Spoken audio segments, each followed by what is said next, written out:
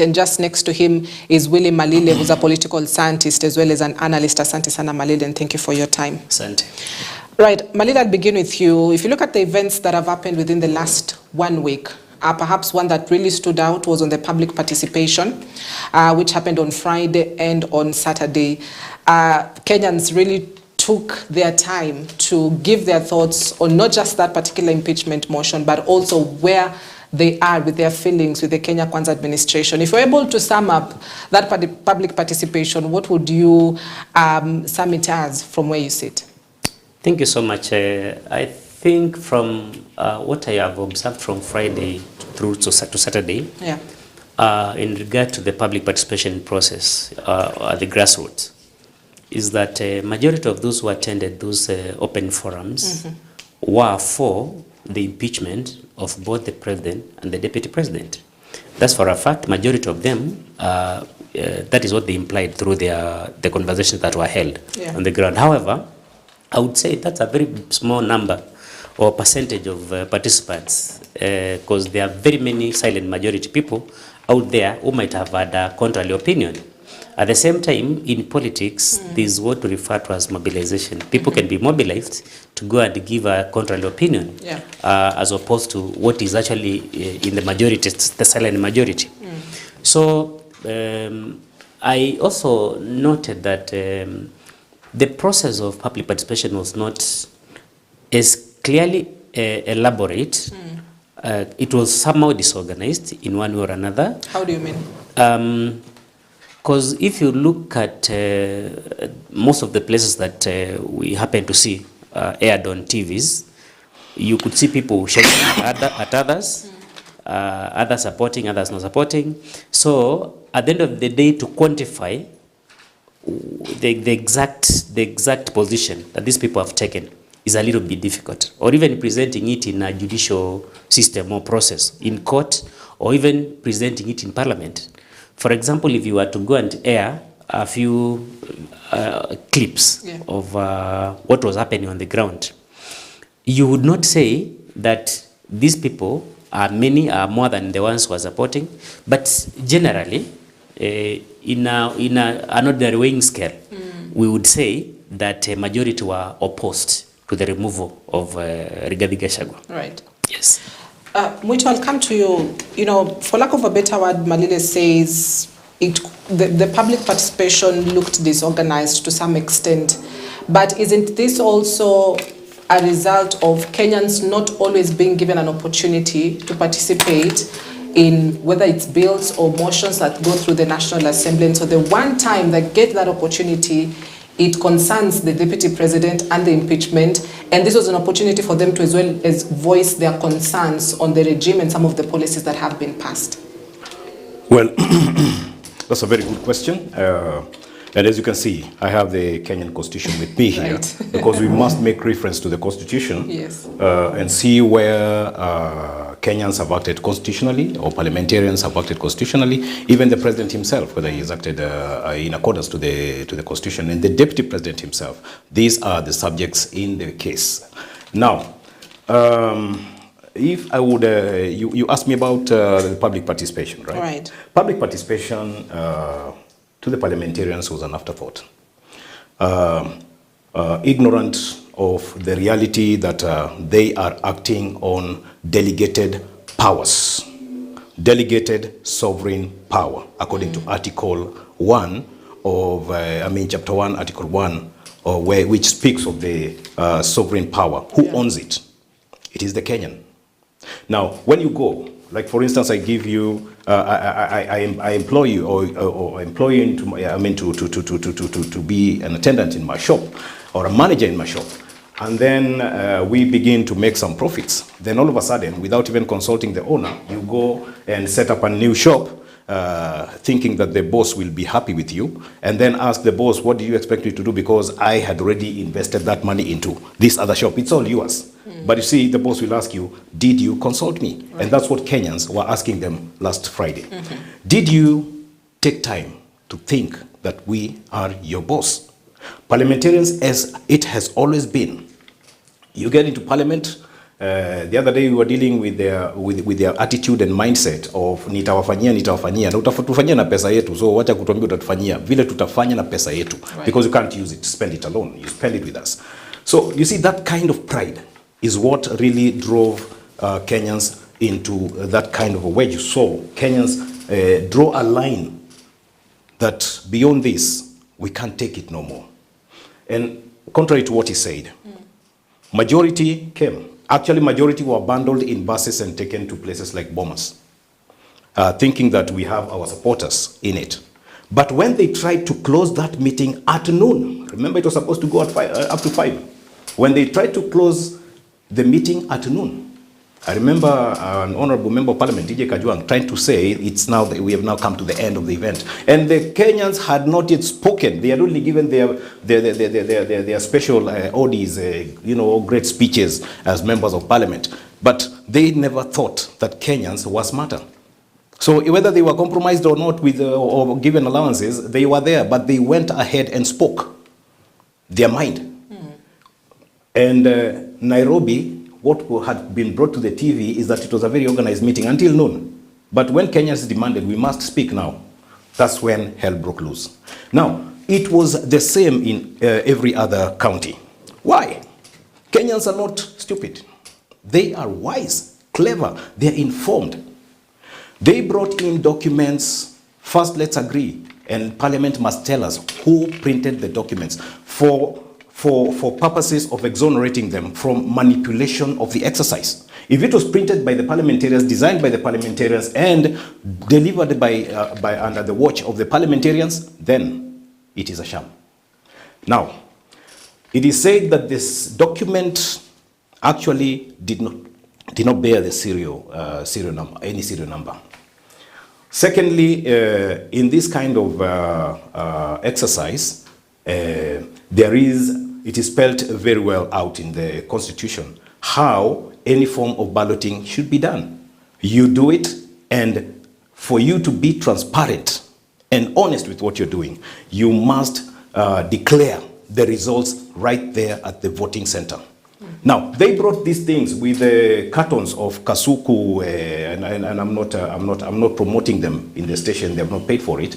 But these are products, food products. I could see kasuku, toast, all these kind of type of boxes. I could see them collecting the ballots.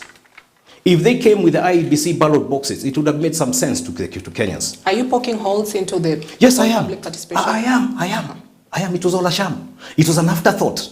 It was, yes, we have declared that Rigiji, or the deputy president, and if it was another deputy president sitting in that office, and an exercise is carried in that manner, I would still say, because this is against any deputy president who would sit in that office of deputy presidency. Now, if you have already cast the dice in parliament, then you come to tell us, the owners of the power, that have delegated it to you, that, hey, now what do you guys say? You've already cast the dice. Now, they came with the document. Now, I have told you about how they had planned to do it. Nairobi was supposed to end at noon. It was on TV, live. But it was supposed to go up to 4 or 5, okay? Now, that tells you one thing. The MPs were trying to manipulate. After all, Nairobi MPs who had attended had spoken. Now they made sure now we can begin the exercise. So you just handpick some people, the person in blue and a cream jacket, pick that guy, the gentleman in specs with whatever, that guy should speak. He knows a few people, just the way some preachers do, the fake preachers, the way they do it. They know who shall come to give the testimony. You've seen this happening. Now, this is what the parliamentarians acted like while they accused the fake preachers. They took their strategy. Now, the documents were collected in the wrong boxes. Take that. Lack of involvement of IBC Secretariat. The lack of IBC commissioners does not mean the Secretariat or the IBC itself is dead. It is in existence with a Secretariat that can organize itself and mobilize itself through whatever means. So the impeachment, if it was to include public participation, you're talking about not less than 20 million voters. It's around close to 20 million voters. These people, you don't give them just a few hours to come and give their say. It must be organized by people who handle such matters. In any case, these are people who came into power through an electoral process. Why would you disqualify the IEBC? Those are points to ponder. To what extent should the IBC Secretariat have been involved in this particular process? You see, one, even the printing of the documents, to make it kind of fair, you know. If the IBC did it, of course they outsourced for whatever printing. If the IBC took place, they would have outsourced for printers. But in this case, this must have been done in parliament buildings where, have printers running there. And it is their issue anyway. And it is said that they were given, according to our dailies today, that they were given a specific number to have. Now, people who have participated even in the electoral exercise, general elections electoral exercise, they will tell you, even ballot boxes from IEBC, they find their way into the hands of candidates and ballot papers are bundled in it. Okay, if anyone has a problem with that, I can make reference to what is on record in 2012, where I participated as a chief agent in Uthaya constituency. Now leave that one. Anyone who has a problem can make reference to that. Now come back to this. No, I'm being very realistic on this. The IEBC ought to have been involved because the IEBC would have been the neutral guy here. Would have been seen as the neutral fellow, mediating between the opinion of the parliamentarians versus the opinion of the Kenyans. Now, two ways of voting is done by parliament itself and is actually acceptable in this country's constitution and laws. Don't ask me where, but I know it works because I see it works. One is voting by ballot and two is voting by acclamation. Acclamation is when you declare loudly that this is what we want. When you watch the TV stations, all of them, and when you went through the social media platforms, be they X, be they whatever, you saw that Kenyans were angry and bitter. All right, and, now, and we'll that explains to you that if you were to do any form of count, then they would have obtained serious information from what he calls the silent Kenyans. The silent Kenyans were in social media. The vocal Kenyans appeared in the voting centers where they discovered all those shortcomings that I've explained. So what the parliamentarians are doing to us is an injustice. And that is why I'm saying that Kenyans had to be very, very enraged by the act. All right. So it was a sham.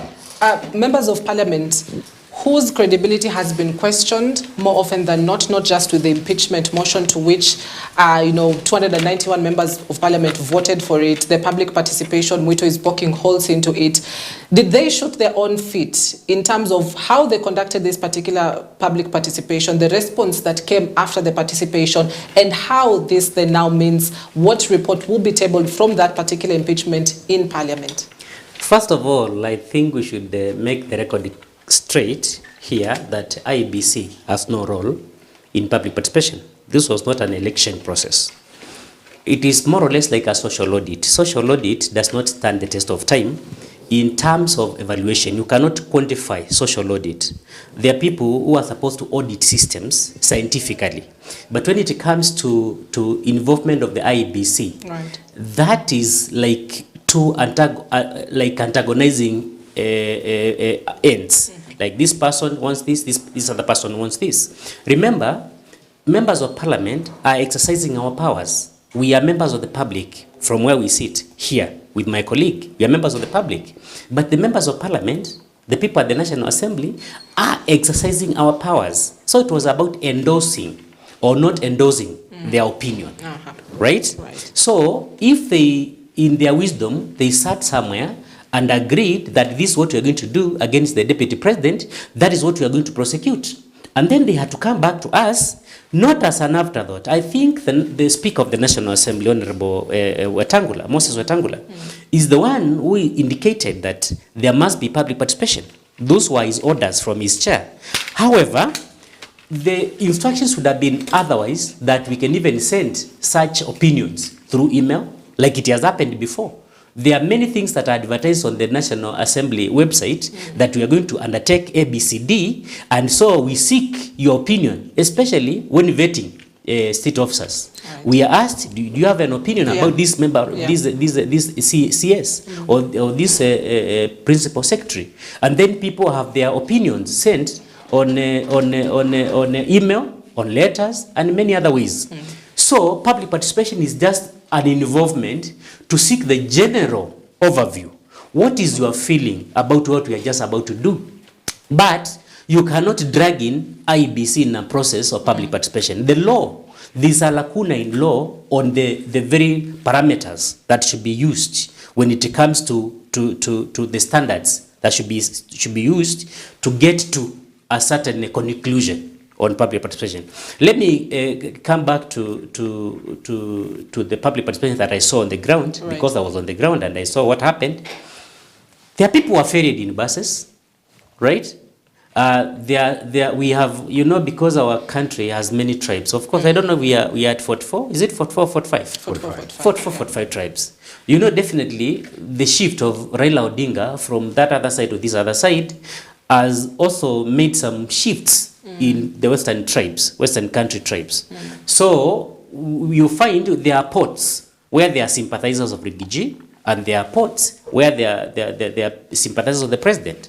And there are people who are independent who feel that we think both people should go. Those are independent. Those who are not independent will seem to side with the president.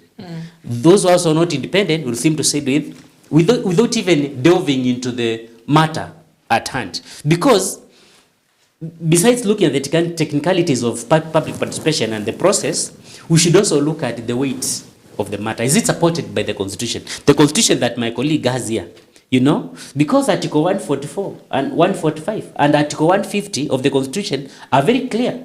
You know, 144 is removal of the president if he's incapacitated. 145 is removal of the president through impeachment. Right. Article 150 is very clear on removal of the deputy president of the Republic of Kenya. Right. And it is not the first time we have removed a deputy president. Actually, we have had removals of deputy presidents. A deputy president, because we are operating on an organizational, borrowed organizational structure at the county level. Monda, the deputy governor of Kisii, was removed. It is the same process. He's the deputy president of our county, for heaven's sake. So it is nothing surprising that deputy president Rigathi Gachagua, there are attempts to remove him. He may be removed, he may not be removed. But we must look at the weight of the motion that is about to be debated tomorrow. Right. Right? Because if there are issues, for example, if you look at Article 150, you find there is an issue of gross misconduct. Yeah? What is gross misconduct? You know, if you have misbehaved while in office, you are an holder of a public office, and there's something that you have done that is contrary to the law that you swore to protect, then there's reason for this process to be undertaken. You know, if you have breached the Constitution, if you have done a few things that do not conform to the rule of law, then you have to leave. Now, having said that, let me tell you something. Any deputy, including, I want to believe where we are, there must be somebody who's in charge, and possibly there's an assistant or a deputy. You know, whoever is in charge, whenever they give instructions, even if it is to clean the compound, the deputy cannot come and say, don't clean. If you say, don't clean, then it means you have insubordinated that person who had given such instructions. As a matter of fact, at a setting of a secondary school, there's a principal and there's a deputy principal. Right. There's a deputy principal is a principal assistant of the principal. It is the same case with the national government. The president prosecutes their matter through the cabinet.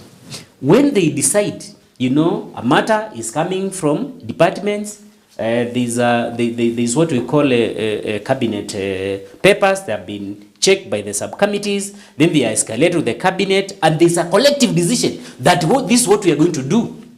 You cannot, as a deputy president, walk out of that room and say something on the contrary, contradicting our cabinet and contradicting your own boss that you answer to. So, having said that, we might be emotional because of political climate. The political climate has been completely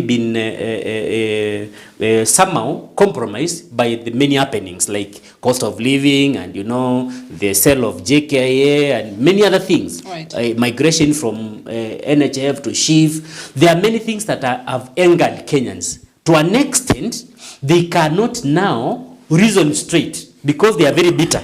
They are very bitter with the administration. And for your information, that bitterness did not give these Kenyans time to interrogate the issues that have been raised by the Honorable Member of Parliament for Gachagua'S West, Honorable Ekomas Mwengi Mutuse. So what encompasses the reasoning, the reasonable thinking that Kenyans should be at this particular point? If we were to reason without infiltration of the tribal cocoons that we are in, if we were to reason without being influenced by politicians, if we were to reason on our own, and we have, these are the facts. Mr. Deputy President, you mentioned, you're on record, having mentioned that you are worth 882 million shillings, right? Tell us, can you account where you have acquired this wealth from? Is it through proceeds of corruption? Because there's a sworn affidavit by a former acting CEO of KEMSA that the Deputy President interfered with the procurement process, which is abuse of office, my friend. So if a Kenyan would reason like that, then suddenly they would start saying, by the way, we established the Ethics and Anti-Corruption Commission to deal with corruption. In fact, if the Deputy President was to be impeached on such ground, if they were proved to be true, then after impeachment, he should be burgled into ESCC offices and the following day should be arraigned in court for prosecution. Because if I steal 5,000 shillings, I'll be arrested and taken to court. If he has interfered with the process of procurement, there are very many people, very many innocent people have been. You remember when President Uhuru, when former President Uhuru was at the helm, he actually removed all procurement officers from the entire country. Every office was left vacant for them to be vetted afresh. Right. You remember? Right, but even that may be the case, Malile. Doesn't the argument now fall back to Kenyans are never given an opportunity to participate publicly in some of these issues and policies that have been passed? And that is why the emotions that have been bottled from the Shif and the Shah, complications, from the Adani complications, now fall back to they got an opportunity to voice their concerns. And that is how they did it on Friday. Very well. I'll come to you. In the interest of time, very well. May I request that the answer may be too long and getting around some, ground circles. We need to all right, I'll come to you, Mwito. Just answer that, Malile. Some sense that, as a matter of fact, it is true that Kenyans got an opportunity that they rarely get. In most year times, when we are required to do public participation in matters of national interest, it is done by the elite. People who can get into a cyber or use their laptop or computer, and then they send their opinion about ABCD. But for the first time in history, we have had an elaborate, or rather a nationwide public participation. Right. I said the process was not organized right from the beginning. Why did I say that? Because when you call 20 people to sit under a certain shade, under a tree somewhere, there's only cameras, only EBN TV and a few other TV stations are there, and then nobody from the National Assembly. The National Assembly is the one that is supposed to be conducting this process, because it is their exercise. It is not an exercise of the IEBC. Right. This is not an electoral process. Are we together? This is not an election. IEBC can be involved in many other issues like LSK, elections, and all that. Now, having said that, SHIF, even migration from NHIF to SHIF, members of public that should have been involved. They should have been requested to put their opinion on the table, but they were not given. And there are many, even the sale of JKIA, it's a big thing. Even many other decisions that have been made by the government. Right. Even taking of loans, we would probably be supposed to be involved in public participation. Are you willing that we go for this money? And then we ask questions like, when you get the money, what is it going to do? Because at times, the money is gotten and then it is misused. Are we together? So, those legislators, much as the motion will be tabled, not tabling, it will be debated tomorrow. Yes. They should think of making, you mentioned about serialization of the forms, the questionnaires that were given. Yeah. We should have been told every constituency has 5,000 serialized forms. And this is where they'll be picked from. And this is where they will be returned. And they will be counted in this way. We have government, okay? all over. Like we have deputy county commissioners, we have those officers of the National Assembly all over the country. See, member of Parliament office is an officer of the National Assembly. So Kenyans got a rare opportunity to participate, and that is why they actually brought about issues of Chief and issues of Adani, whereas we were not even talking about that. All right. Yes, Muji. Thank you. I think I need to do some bit of reminders to my colleague and other Kenyans who are like-minded, maybe like the parliamentarians. The invitation of IEBC into the recent Kenya Tea Development Authority elections was to introduce fairness and... That was an election. Allow me. We were casting ballots, whether to propose or to oppose. You understand? You may call them pieces of paper, but they were ballots. And what are the rules of any These ballots? were questionnaires, not ballots. Questionnaires were to say yes or no. I support, I don't support.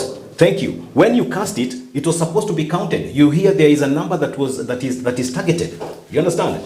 And at what point do you do declarations? Is it along the way? If I remind you when we were making the Constitution, you may not have participated largely in that. I did participate. Okay, thank you. Welcome.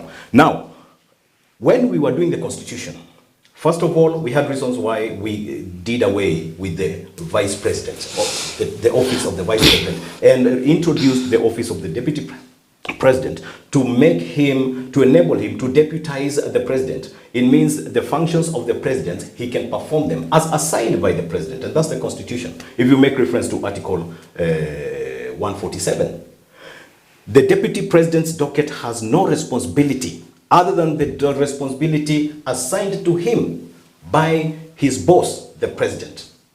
So whatever the Deputy President would go around to do was because of what the President has assigned. In any case where the President is overwhelmed with duties, he will, or functions for that matter, he assigns the Deputy President. Now, if the Deputy President was given a responsibility of dealing with livestock farmers' plight, he would not have been in Mount Kenya alone or any other place that they rear cattle. He would have been in places like Northeastern, because that is where it matters most. And that is where he would have frequented. Just the way you saw him frequenting on drug abuse and substance. When he was in Mombasa, trotting Mombasa, some parts of Rift Valley, some parts of Western Kenya, addressing this matter.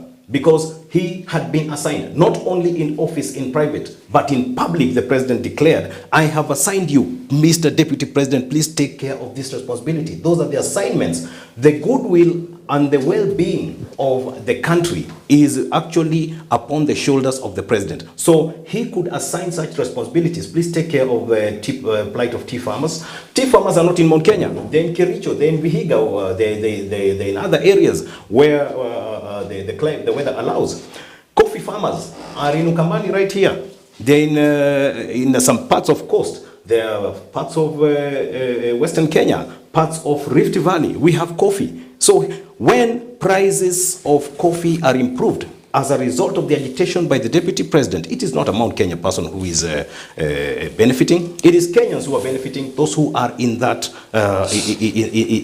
within that scope. Now, what I'm trying to explain here is that the narrowing of focus by the parliamentarians is what is causing all this. Why? Because they have chosen to act in condescendence of what of consideration of the integrity of Kenyans. Kenyans are in this constitution, and I will read for the Kenyans Article 1, which speaks, Article 1 clause 1, that says, all sovereign power belongs to the people of Kenya and shall be exercised only in accordance with this constitution. Clause 2, the people may exercise their sovereign power either directly or indirectly. Yesterday, on Friday, they exercised their sovereign power directly. So they can exercise it indirectly through parliament, through the judiciary, through the executive, and all these organs. Now, clause 3 says, sovereign power under this constitution is delegated to the following state organs, which shall perform the functions in accordance with this constitution. Right. This constitution is clause 1, 2, 3, and continue to check any other clause and chapters in this constitution. That parliament and the legislative assembly in the country, in the county government, they are actually acting on delegated powers. From who? From the people. So we are not supposed to come in a second fiddle. We are supposed to be, actually there would have been some time set aside for civic education, that this is what we expect you to do, this is how it shall be, this is what we have done, this is where we are heading. Civic education ought to have been done, thorough civic education. There has never been any deputy president. Timelines. Allow me, it's my time. There has never been any deputy president who has been impeached before, because we have never had any deputy president impeached. This is the second deputy president in the Constitution of Kenya. I think second, yes. Under the new constitution? Under the new constitution since 2010 is the second. So we have never had. What we did when we were introducing the deputy president, we were trying to get rid of these sideshows that the former president, in the second president, used to exercise, and the first one, dismiss this one at will and employ another one. I remember when he gave us Saitoti, he said, basi wacha niwapatie makamu wa rais kama mnataka nivanye na makamu wa rais. And we got them. Now, this is where we are going back to, but we cannot really trivialize the status of the office of the deputy president. Now, the deputy president, and why public participation is important, is to understand the sovereign powers of the people of Kenya. Article 150, clause 2, is the one that actually leads us to Article 144 and 145, which actually manages the impeachment of the president. It declares that the provisions of Article 144 and 145 relating to the removal of the president shall apply with the necessary modifications to the removal of the deputy president. What is this to be modified? To make it simpler. Where it addresses the president, just include the deputy president. Because Article 150 clause 2 does not specify which clause to take from Article 144 and 145. So you'll have to look at it wholesome. Even the judiciary will address that there has been no account, no details, no accusations against the deputy president concerning his state of mind. You get the point? Because any action is driven by an attitude or a state of the mind.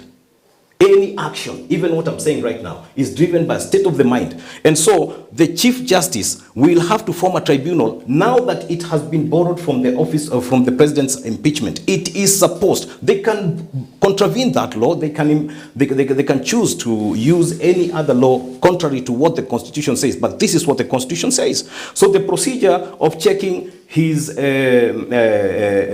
incapacitation goes all the way from National Assembly to Senate and to judiciary, which forms a tribunal. That process is followed. Then the judiciary will give a declaration on that, in that regard. But this other one is from the National Assembly. Article 145 for impeachment is National Assembly and the Senate. So the Senate and the National Assembly never thought that the people who delegated powers to them matter until the voice and the noise reached them in Parliament. And they could not ignore it. That is why they came up with this public participation. Right, now, Mito, I'm holding a sample of one of the forms that was being filled. Yeah. And what it is written here is public views template and not balloting or any other. Public view template, whether we are in an AGM, you know, and we are voting in a director or voting out a director, there will be some document to sign, but it's supposed to represent a yes or a no. Now, the result is announced right there in that very AGM that now this number of people have rejected, this number of people have proposed. It is so simple. That's what I'm saying. The document, it may be called a template or whatever. Many vocabularies are there in this Oxford Dictionary that one can use, or any other dictionary, to explain a piece of paper. But the reality is, whatever results that were supposed to come out, they were supposed to be announced at the very station. It happens in every other place where a yes or a no has been spoken, whether it's in corporate, whether it's in social matters, whether it's wherever, for purposes of transparency. And it is in accordance with this Constitution. It must be done right there, their own. All right, gentlemen, Mwito, because public participation is such a critical issue that is even arguable in the corridors of courts, and we don't want to spend so much time on it, because we could take the whole day on this public participation. Now let me explain why. Explain why when considering the president, you must consider the deputy president, because for the interest of time. Article 147 explains that the deputy president shall be the principal assistant of the president and shall deputize the president in the execution of the president's functions. Article 143. It says, no criminal proceedings. This is about the immunity of the president. Right. No criminal proceedings shall not be instituted or continued in any court against the president or a person performing the functions of that office, that is the office of the president, during their, plural, not his or her, their tenure of office. Why are they making it plural in this case? It is because they were voted into, according to this constitution, in one ballot paper. You understand? So their tenure is protected, because anyone who performs that function of the president, either assigned or adapting it or inheriting it out of whatever circumstances, like incapacitation. He could be in Kenya, the president, and he could be incapacitated maybe out of health, and the deputy president can pick and run the country. That is when he could be needed, like the way our former president was needed, required to go to the ICC. And he actually relegated his responsibilities and powers and functions to the deputy president for the few hours. But we are seeing it being acted in accordance with the constitution. So the tenure of this person, since he's working in cahoots with his president to ensure that everything goes well for the country and through the office of the president, then the deputy president is here to be considered as much as you consider the president. Thank you. Now let's come to Kufa Makanga. I'm concluding with this statement. I'm concluding with this statement. Why he was trying to shut Kenya's opinion out, and any other person who would think, no, not you. Okay. Now, conclude, please. The Kufa Makanga, Kufa Dereva, these are people who didn't know that this is what the law says. Or they had an idea that we elected these people on one single sheet of ballot paper. And they knew that they have voted them in as a couple. Now, the same thing now the Constitution has confirmed to you. If you read on to clause 2 and clause 3, it will make it very clear to you that all you need to do is that to understand that they have made reference to their term of tenure of office in all those 3 clauses, and I think there are 4. They are referring to 2 people. You get the point? In one tenure. So I think Kenyans were right, and Kenyans are right to claim their right as owners of sovereign power constitutionally in Kenya, and Kenyans were also right to claim that both of them, if one goes, then all of them must go. They knew what they were talking about. They didn't know what they were talking about, but this is what the Constitution says. I now think they understand this from the Constitution. Malili, I'll come to you. Allow me to veer off from public participation, because clearly this is an arguable ground, not just on EBN TV, but also on the corridors of courts, as well as on in Parliament, on what is an effective public participation for that matter. But allow me to come to an apology to which the Deputy President issued yesterday, and he extended an olive branch. Well, we really wouldn't say an olive branch, because there's no clear indication whether or not there's a falling out, but he tendered his apology to the head of state, asked for forgiveness as well from members of Parliament. And my question would be, what card is this that he's played, to which he's now, humbling himself, apologizing? And this is barely 48 hours before members of Parliament can, vote on the impeachment motion and debate on it. So what card is this? Is this even a card at all? Tomorrow around 7, not tomorrow, I mean, actually today is Monday. Yeah, tomorrow 5 to 7 p.m. I think if the Deputy President is clever enough, by 8 p.m. tonight, he will be resigning, as a matter of fact. Because if we wait for the impeachment motion to be debated at the National Assembly tomorrow in the evening, then the consequences might be very dire. And he knows that, and my colleague knows that. The consequences are he might join Honorable Waititu and Honorable Sonko at the bench forevermore, never to hold public office.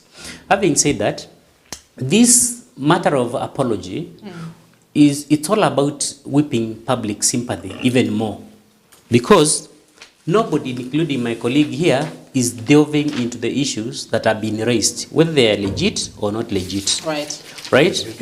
If we were to go into detail of what has been raised, is if we are sober Kenyans, would say that this process is bad for the president and for the country, or for the president and the deputy president and for the country, or it is good for the president, the deputy president, and for the country. But the burden of proof will lie with the burden of the proof. motion. And remember, the process at the National Assembly is not a judicial process. It's a legislative one. It's a legislative one. At the same time, that was a judicial institution. It exercises those powers of quasi-judicial institution. Yes. And therefore, it is a legal process. It's a legal process. I haven't said it's not a legal process. I have said it's not a judicial process. Right. So, the very detail and the very honors of proof, it does not may not actually bear a lot of weight, because it's a political process at the same time. Much as a legal process, also a political process. I am bringing out this issue of apology in this sense. The bit of insubordination is the one that Gachagua was apologizing to his boss. Because when you go to Githurai, for example, and you are accompanied by a reckless heckler, and decides to insult the president as people cheer you up, and you are appearing on the sunroof of a vehicle, yet you are my deputy. Certainly, whoever is watching from the other end will definitely be angered, because it seems you are presiding over insults against myself, yet I'm your boss, right, as a matter of fact. There are many utterances that might have injured the presidency in general as a consequence of Gachagua'S utterances. I wouldn't want Gachagua to be impeached as a person, but I'm looking at the weight of the issues that have been raised. I wish when this debate about at some point it will be removed or not removed. You remember during the demonstrations, right, he seemed to go to Mombasa, and the president has just issued a statement from State House, and then the deputy president from the other end, the farthest end of the country, he also issues another statement, and listen to the ground. He's like instructing his boss through the media. There are ways of communication in government. That is why they take oath of secrecy. So I feel he apologized, first of all, to tell his people that, me, I've done what I could do. But a politician, and I think my friend here is a politician, I've listened to him. A politician does not apologize. If you're a real politician, you don't apologize. So that was wrong? The moment you apologize, you admit your mistakes. That's an admission. An indirect way of saying, I am guilty of what I am being accused of. If you remember very well, there used to be a member of parliament for Makandara, alikuwa anaitwa Ruben Ndolo, right? There's a time he incited his people against Kenya Power people. Akasema, mkiona wao, weka taya. Mkiwaona hapa, weka taya. Weka taya means wachomeni, right?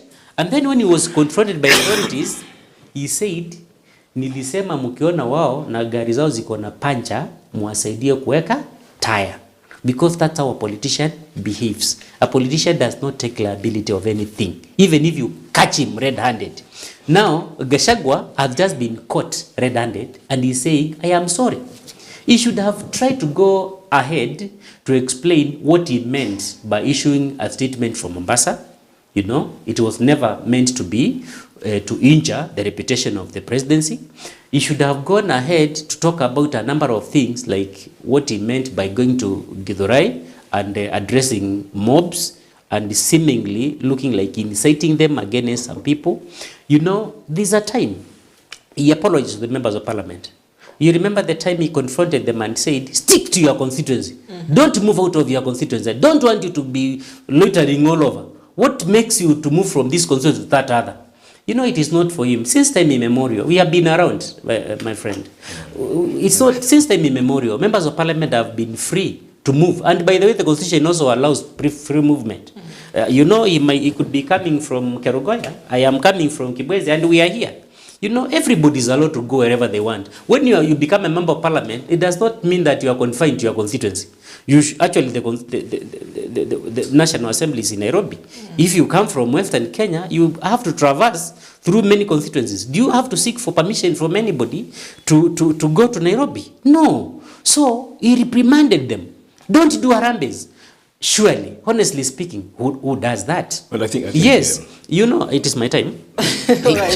you are my boss, fine. But he was apologizing to them because he felt, as their boss, he overstepped. And for information, he is not even their boss. He is in the executive, and they are in the legislature. These are three independent arms, for heaven's sake. He is not their supervisor. Much as they could be in the same party or not the same party, he cannot tell them how to run their business. For example, Oscar Sudi was actually the accused at the time. And you know, when he goes to Mumias East, he does an arambe there, or he goes to another constituency, members of parliament canvass, you know, ikifika kwako, nitakuja kwako. Lakini ikifika kwangu, nawe pia utakuja kwangu. So you cannot tell them, stick to your constituency. What kind of dictatorship is that? If somebody asks you for forgiveness, Malile, do you forgive them? Do members of parliament there are things I can forgive and not forget. There are things that I can forgive and forget. For the deputy president, from where you sit, you say, you know, he admits to liability. Is that forgivable? The damage is already done. He has already done a lot of damage on the president, because he seems to be siding with the demonstrators when it comes to matters of collective responsibility. Let me tell you, this Adani deal is totally in bad taste in the entire country. But the position they have taken in that room, yeah, they should stick to it, whether bad or good. All right, Muito, I'll come to you. A public apology tendered by the deputy president. You seem to disagree with Malile. Yeah, very much, very much. I need to instill some new perspective of understanding this matter. One, every person who participates in a political issue or affair is a politician, because you are an adherent. If you participate in Muslim affairs, you will be addressed as an Islam adherent or a Christian adherent or whatever adherent. Now, the people who are watching us right now are making this show make some sense and hold some water and make the needful sense, because they are watching, they are making their comments, they have their opinion, independent opinion, while we are presenting ours. That completes the cycle. If a political system has ordered that you must register as a voter, you must own an ID card, the constitution is made politically, and you are adherent to it, you're a politician as much as the ones who participated in making it. The ones in the pitch with the short trousers. Now, come back to the reality of one not making an apology. Now, coming to the deputy president, as a wise son, deputy president has chosen to take it upon himself. When Jesus Christ became sin for man, it's not because he had sinned, but he became the sinner for the sake of the sinners, so that this thing can come to an end. And when he completed his saying, "Where is your sting, O Satan? Where is your sting? What else is left of you?" Look at it this way. The deputy president, I'm not calling them Satan and whatever, you know, they're so fearing to be, you know, called any other name other than the three names they have. But come back to this reality. That is what happened. One day, I was in disagreement with my father for a period of 3 years, because I'm a truthful man and I say it as it is. If you ask me for my opinion, I'll give you my opinion as it is, because you asked my opinion. So I'll tell you what my mind thinks. And we sharply differed for 3 years. But even when my father realized that I was right and he was wrong, he couldn't say sorry, like he said. And that I call male chauvinism.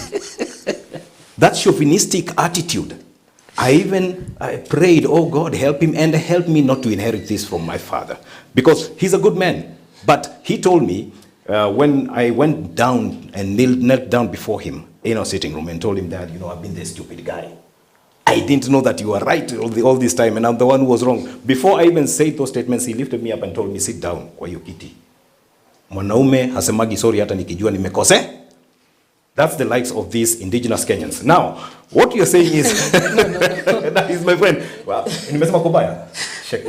Thank you. You're my good friend. Now, what I'm trying to say, I'm only trying to say that sometimes we adopt an attitude that is so negative to posterity and prosperity at the same time.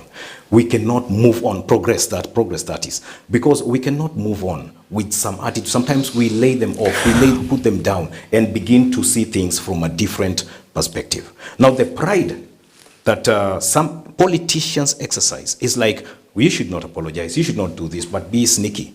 When you find an honest man, he comes and tells you, if I have wronged you, and that's where I wanted to come grammatically. If that's means conditional apology. It's not conditional. It's a probability that I could be wrong and you could be right, or I could be right and you could be wrong. So I have only brought the issue of the apology as a subject. The predicate is borne by the president to explain, no, this is where you really offended me. That's when there are two of them, they can say, they don't have to do it in public.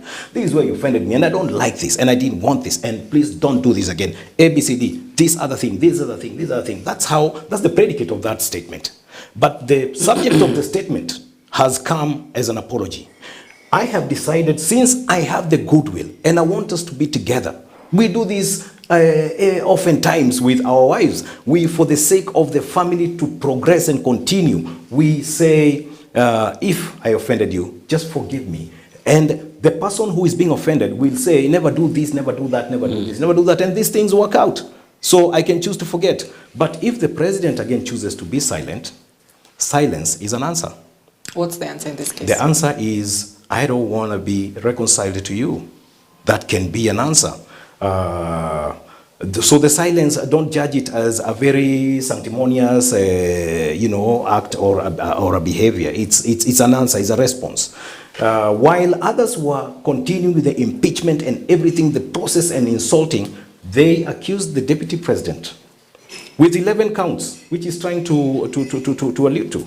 11 counts, and the deputy president is given 2 hours to defend himself in 11 counts. If you've gone to a court of law or we've been involved in a case, you will not need 2 hours to even explain 1 count. That's and here you are quasi-judicial process. Not when I talk about quasi, when I talk about parliament, it's a legal institution that's supposed to exercise under legal framework. So whatever they're doing must be checked. But it's not a court of law. No, it must be checked by the law. You see, even my behavior, yet I'm not a court. Personally, I'm supposed to act in accordance to the Constitution where it addresses me personally. So what I'm saying, where the Parliament is addressed as an institution by this Constitution and the laws of Kenya, they are supposed to adhere to them to the latter. And that's the reality. Now, the Deputy President went on to say, if I have wronged you parliamentarians, that's not an admission that I'm wrong, is can you give it a thought, a deeper thought, that you could be wrong and I could be right, or you could be right and I could be wrong. So can you explain this? The burden of proving that the deputy president is guilty, because it's not a confession, is a suggestion. Can we take this mode of reason concerning this whole issue? So he has requested the president, if I have wronged you, please tell me. So what's the best outcome? What's the best outcome with the apology now in place? First of all, the deputy president, since he hasn't confessed that he is guilty, it is you who has accused him. And you remain innocent until proven guilty. That's the law of Kenya. So if he's asking you, can you prove? Because the burden of proof lies with the parliamentarians. Let them not go shouting now in dailies and TV stations to say, oh, unaona they'll do that even actually in public rallies. Unaona alikuja kutubu. Hakutubu. Amekuambia tu kama nimekosea, niko tayari kusema pole. Niko tayari kusema pole. Kwa hivyo, njoo tusemezane. Unaelewa? Lakini hebu niambie, umenipa masaa mawili nijibu maswali 11, ambapo swali moja linafaa kujibiwa na masaa isiyopungua masaa mawili. Then that means you're already unfair. Secondly, they have dragged the family. They'll have their time. Hold on, Mwito. Yeah. Are you trying to say perhaps the outcome of this process has already been premeditated? The fate is premeditated. devoid. Where do you get that from? Regardless. What is the basis of that? Put one and one together and you'll get the answer, which is 2. If the speaker himself declared, me, I'm waiting for that case, but if I discover that this person is not blah blah blah, friendly to this whatever opinion that the parliamentarians have given, then I have no doubt I will. So he will not exercise his rights. He will just go by the parliamentarians. Right. Look at the deputy. Usiguze mtu wetu Rais William Ruto. She said it in public. You know, say things which are in public domain. Like just the way the deputy president told them when they were introducing Billy Nyoro and the young guys of Mount Kenya that it's time for you to fight these guys, and they put them on choppers and took them around. But the deputy president told them, I have not meddled with your Rift Valley politics, because of course when they were going for elections, they were Rift Valley politics, Nyanza politics, Western politics, Ukambani politics, Mount Kenya politics. They were all regional politics. So please let our region make their decisions on how they want to govern their politics or manage the politics as a region. So it was a plea. If you can obtain that clip from YouTube later on, you will get to understand this more clearer. Now, the deputy president, as the wise son, has decided to take the blame. That does not mean he's guilty, and that's why I give the analogy of Christ and myself. Let us go to the accusations. Allow me. So the deputy president is a man who has been honored by the people, because the overwhelming support you saw of the people, and it's not only in Mount Kenya, everywhere they were claiming, no, don't crucify the deputy president alone. Kufa Makanga, Kufa dereva na Kamagera wake. And that is what they were saying. You know, it sounds like ni kitu ya mtaa when I say these things, but those are the statements that were running. But they make a lot of sense if you look into them. They did not know the constitution that I quoted. However, now they know Article 143. They make reference to it. All right, but what I'm trying to say is that the deputy president will come out strong. He does not necessarily have to hold a public office to make sense to his life. He's not hindered by or obstructed by the law not to hold a private office. So he'll continue with his business. He might lose some influence here and there, but the deputy president, if he loses, he will lose honorably. All right, let me come to this House of Parliament, both the National Assembly and the Senate, because this is where the game of numbers will have to really play a critical role, not just for the deputy president, but also for the president, William Ruto. Now, the constitution requires that 2/3 of members of parliament will have to vote for this particular impeachment motion for it now to move to the next step, to head over to the Senate. And that means at least 233 members of parliament need to vote yes for this particular impeachment motion. Whether it will be secret, voting or to the public, that is something we'll wait to see how that turns out at the floor of the National Assembly. But if you look at what one of the dailies has indicated too, is that perhaps the deputy president should shift his focus to the Senate, because this, if it passes through from the National Assembly, it will head to the Senate. The game of numbers will still have to play a critical role there. From where you sit, Malile, is this a losing game for the deputy president in terms of numbers? It is a losing game. Definitely, at the point of tabling of the motion, the numbers that were required were only 177. They surpassed that to almost double that number. 291 is extremely much. Just 54 MPs didn't vote. 291 was just, they needed only 177, and therefore when they hit the 291 members, that was a very clear indication that things were not very good for the deputy president. Number two, there's no difference between the National Assembly and the Senate in terms of their behavior, because you should understand we call them parliament, the National Assembly and the Senate. The Senate is predominantly ODM and UDA, as a matter of fact. And those are the people who have canvassed to remove the deputy president.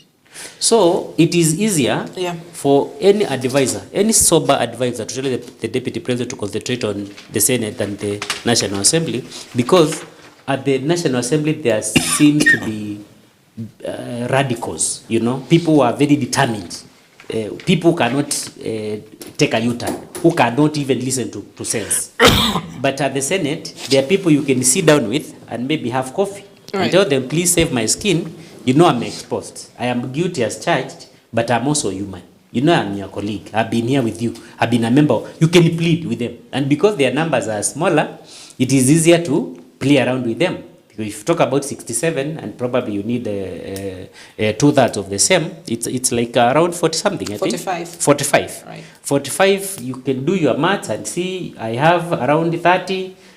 So what if we try to neutralize these people from getting to 45 by staggering this number, destabilizing them by picking 1 or 2 people from that end to this end, like that. That is the balance. And most your times, because I've worked in the National Assembly, most your times, what happens is about money.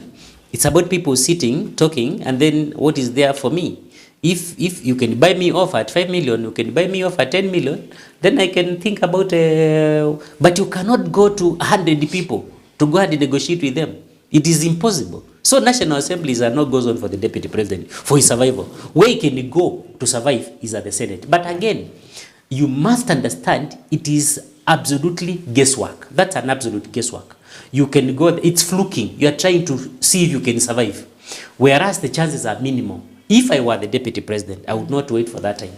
I would not wait for that. That's what I was saying. I would choose to go before they start the process. Because if they get impeached, right, the stakes, what is at stake is bigger. Because the Deputy President has a name now. As a matter of fact, he has a name in the mountain. That's for a fact. Although the mountain is already split, the east and west, but he has his west. His west is intact. Especially if the Deputy President will come from the east, then it means he will have some say in the west.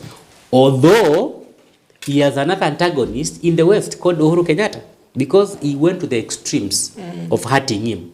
He tendered another apology to Uhuru. The Deputy President is actually fond of hurting and apologizing. If I hurt you, my brother, I was sent to hurt you. Kindly find in your heart, just forgive me.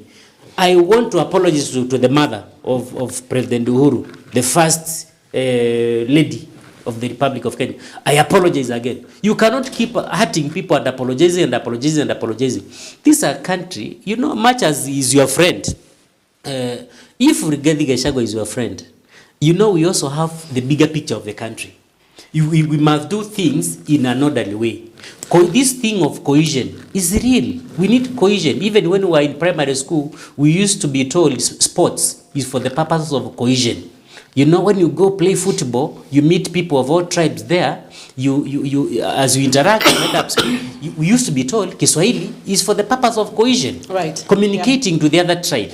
But when the Deputy President of the Republic of Kenya addresses us in Kikuyu, in the middle of the city, what does he think we are?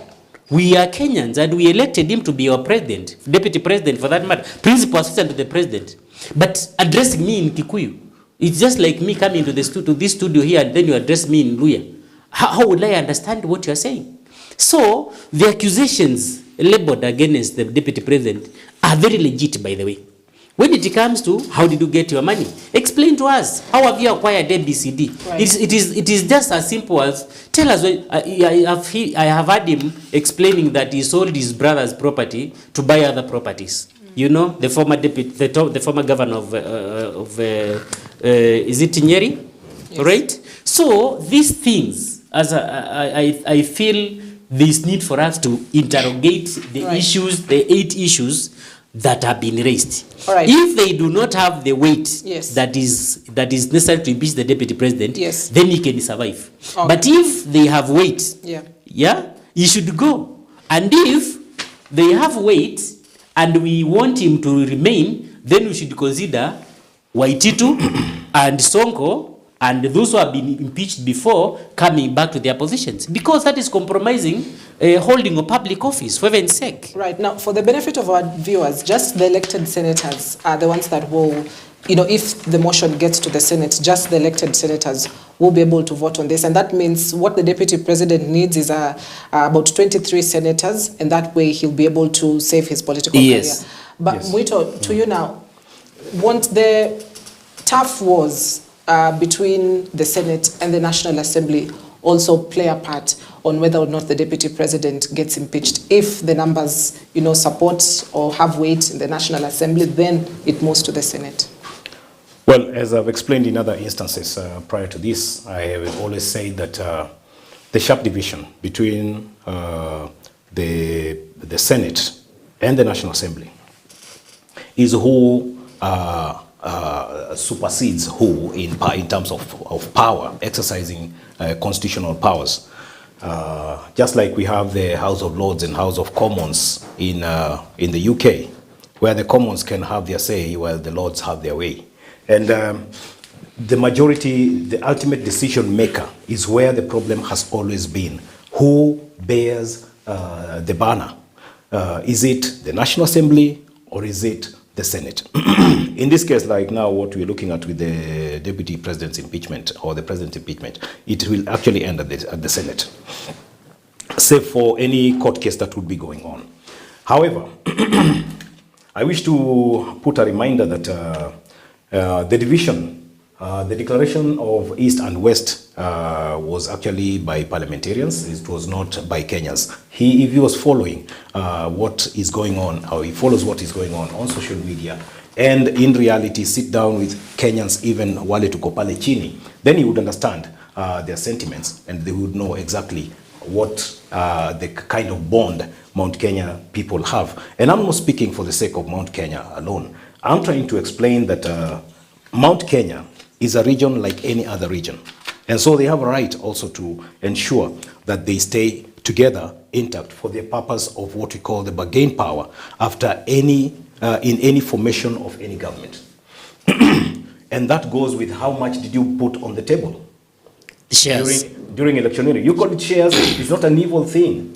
It's how much have you contributed to this? 47% came from Mount Kenya. You can't ignore that one. But let's get back to this thing of... Did you hear that? Yeah, definitely. Definitely. In the formation of the government, you don't elect people who don't believe in your manifesto. How will they sell it?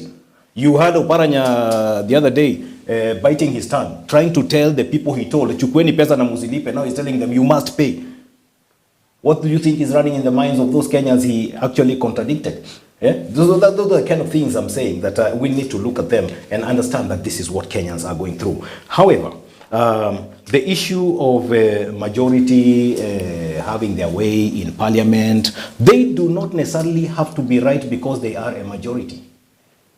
They can't all be stupid. I'm not saying they're stupid. I'm only saying, in any case, the fact that majority of people have said crucify him does not mean that they were right. Only to find them again saying, I think this was the Son of God. You know, this is a Christian station. We must quote those scriptures and bring this understanding that they were the same majority who said, crucify him, give us a thief. Then when he died in a manner that they did not expect, they said, I think this was the Son of God. Yet they had already cast themselves.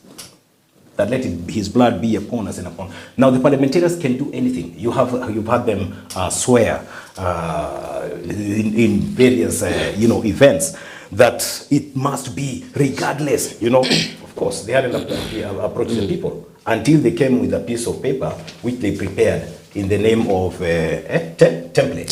A template. They presented it to the people. Do you have something against templates? Yeah. No, as a Kenyan, I have a lots of things against the parliamentarians. They must change their attitude. What they are exercising is actually supposed to be what are my bosses thinking. That's the Kenyans. Now, when we talk about the estate, the accusations, some of the accusations that he has mentioned, the arrangement in any family concerning an estate is an arrangement for that family.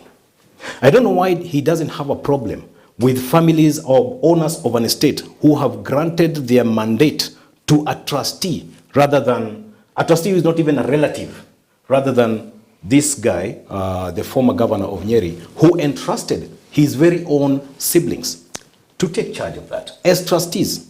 You get the point? on behalf of him and his family. Now, if you go to the family of prominent guys like Jenga Karume, it was given to trustees like Mr. Kongo. I'm mentioning them because they once appeared in public. You go to John Michuki, he handed it to the trustees.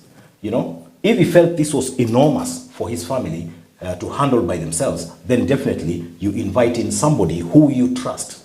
And those are called trustees, and they are legal and by the law. So if that family took that direction, don't again demonize what has been agreed upon. What did you want? What did any Kenyan who has a problem with that? What did they want that will to read? That I leave to them to respond, because they too have their own wills to draw. I have a will to draw. Right. But now coming now to the deputy presidents waiting for these decisions, the Senate will have to make their own independent decision. And like he's putting it, that there are only 45, they can be compromised. What I'm talking about is independent minds. They can choose to make correct decision or make wrong decision. That depends on them. They will have their own reasons why they will arrive to whatever conclusion they will arrive at. If they will peg it on their differences with the National Assembly, or they will peg it on the constitutional rights of the accused, and also the mandate bestowed on them by the Constitution, then they will come up with a decision. And that decision ought to be right. Is his survival chance better at the Senate than the National Assembly? You see, one thing I'm trying to explain here is that the fate of the deputy president, which according to the parliamentarians, they have already declared the fate of the deputy president. You get the point? And that is what I was explaining. They don't have to make such declaration, being that they are correct.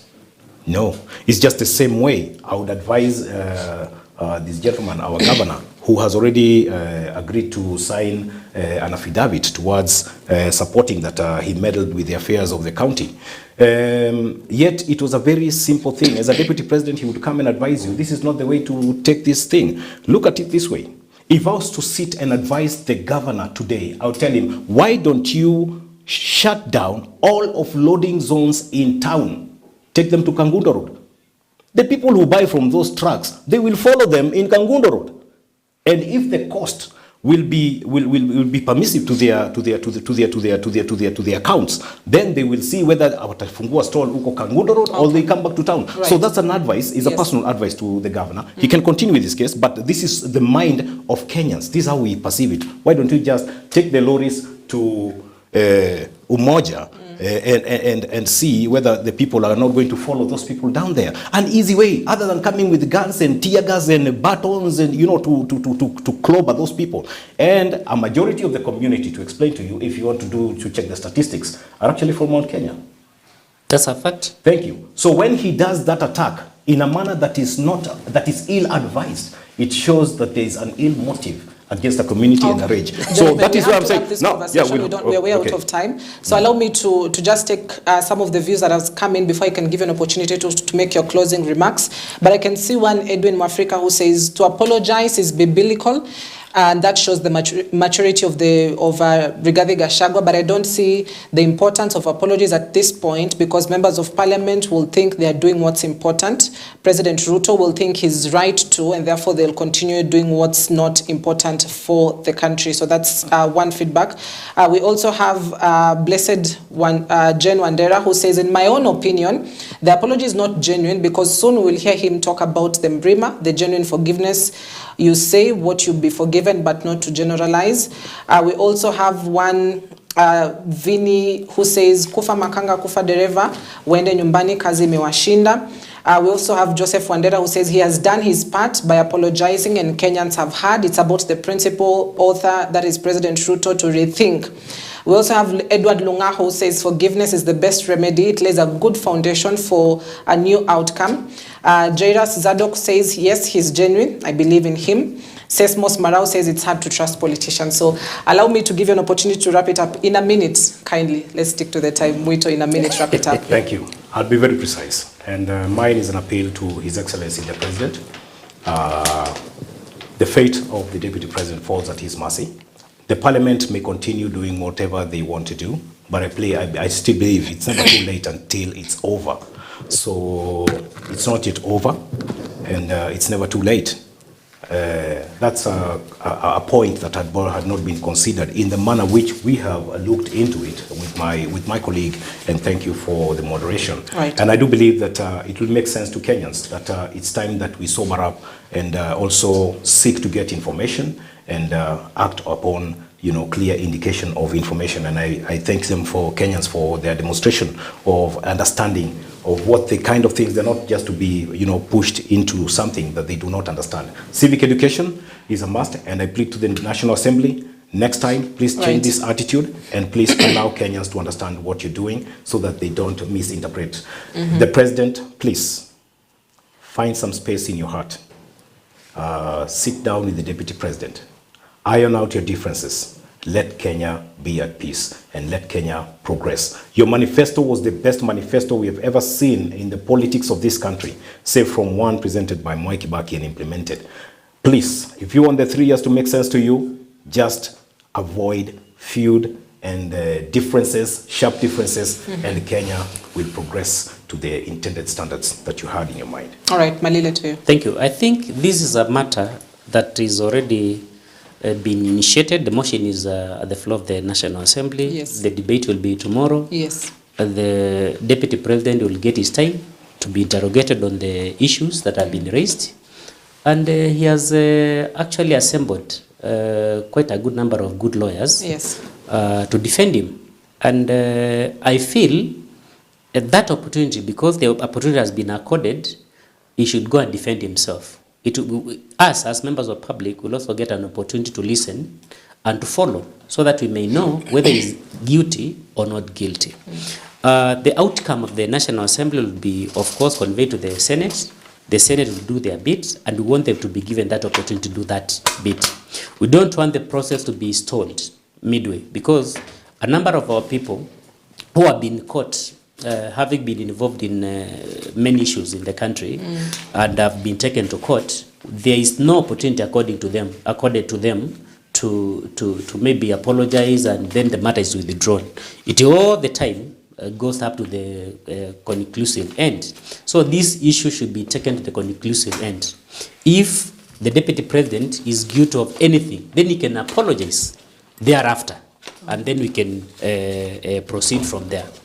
Having said that, thank you so much for giving us the opportunity to come and discuss this. You're welcome. However, next time we should have gotten into the issues, because the issues are very weighty, and some of them are in public domain. Some of them we do not seek evidence from anybody. There are those that we cannot prove from where we sit, but there are those, especially from the utterances of the Deputy President, that we think we have heard him say this and that, something that is contrary to the Constitution of Kenya. My friend, thank you very much. You've talked about the people in Nairobi and Sakaja and all that. We should not be addressing people as the majority of them come from this region or that region. They are all Kenyans. Thank you. All right, thank you to both. Confirming that you're my brother. From another mother. Thank you so much to the both of you. Just to take some two comments I can say that have come in. Rachel Ngojo says, yes, he is genuine, the DP that is, and if people continue condemning him, his hands are clean and he has done his part. And then Innocent Heed says, we never know the fact because even the president is silent. So we don't know what is going on between these two leaders, but I don't think the apology is genuine. So thank you very much to the two of you gentlemen. Muito Mureithi on my immediate right, who's a political commentator, as well as Willie Malile, who's a political scientist and an analyst as well. Asanteni sana for the discussion this morning. In case you've missed this broadcast, you can rewatch it across our various social media platforms where we have been streaming in live. Keep the conversation going. We'll be having this wall-to-wall coverage as well tomorrow with the motion, which of course is set to be debated at the floor of the National Assembly. The Deputy President is set to appear or can send a representative between 5 p.m. and 7 p.m. so that they can defend himself, or he can be defended on these 11 charges that have been instituted against him. So what a week it's going to be. My name is Cynthia Nanjala. Have yourself a wonderful morning.